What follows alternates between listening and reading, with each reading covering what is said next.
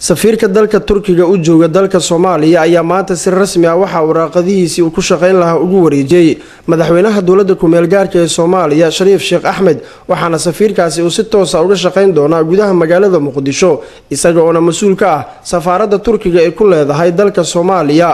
wasiir ku-xigeenka arrimaha dibadda ee xukuumadda ku meel gaarka ee Soomaaliya iyo xubno kale oo ka tirsan golaha wasiirada ayaa sidoo kale waxa ay soo dhaweeyeen safiirka dalka Turkiga u qaabilsan dalka Soomaaliya Kamaaludiin Kaarin Turun waxaana ay sheegeen in ay la wada shaqeyn doonaan wax kasta oo safiirka uga baahdo Soomaaliya ay u fududeyn doonaan. safiirka dalka Turkiga u fadhiya Soomaaliya ayaa soo dhaweeyay waraaqadihiisa maanta uu ku wareejiyay madaxweynaha dowladda ku meel gaarka ee Soomaaliya waxaana safiirku uu sheegay inuu diyaar u yahay inuu si toos ah ula shaqeeyo gebi ahaanba dowladda ku meel gaarka ee Soomaaliya waxaana uu sheegay in Soomaalida oo idil ay walaalo yihiin dalka Turkiga.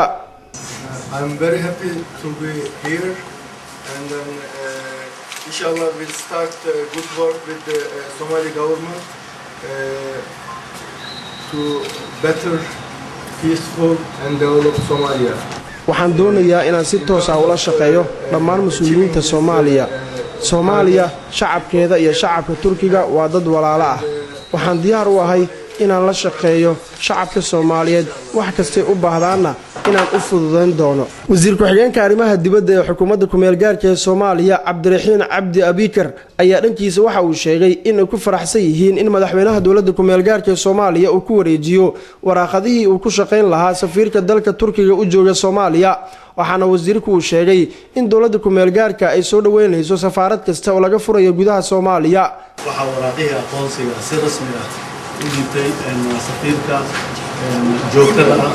ee dowladda Turkiga wakiil uga noqon doona Soomaaliya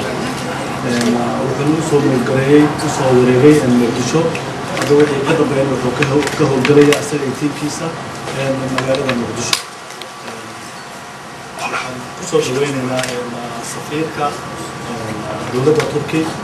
Muqdisho wuxuu maanta waraaqihiisa si rasmi ah ugu dhigtay madaxweynaha dowladda federaalka mudane Sheekh Shariif hadda ayaan ka soo baxnay waraaqihiisii si rasmi ah ayuu u dhigtay.